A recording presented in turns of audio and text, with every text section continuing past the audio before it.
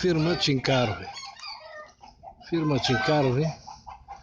И това е незаконният цех, в който работят без никакво право, без акт 16, без акт 14. Е така построено, без никакви правила по законови ред, каквото трябва.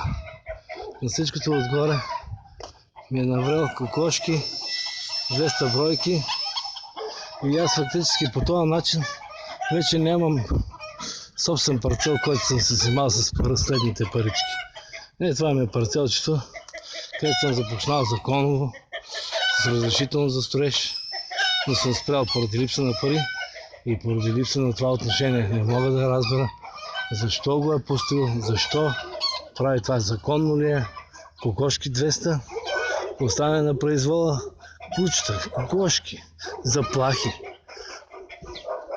Тока му от общината.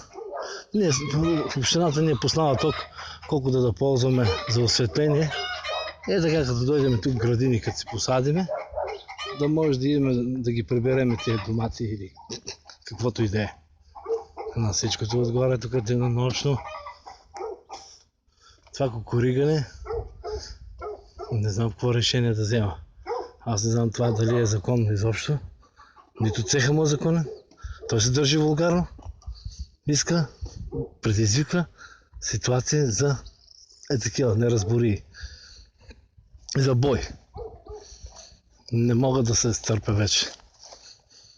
Ще си продавам имота ли, или ще подавам жалби в телевизия, или ще го казвам, да дойдат да видят какви неща се извършат по краните на Благоевград.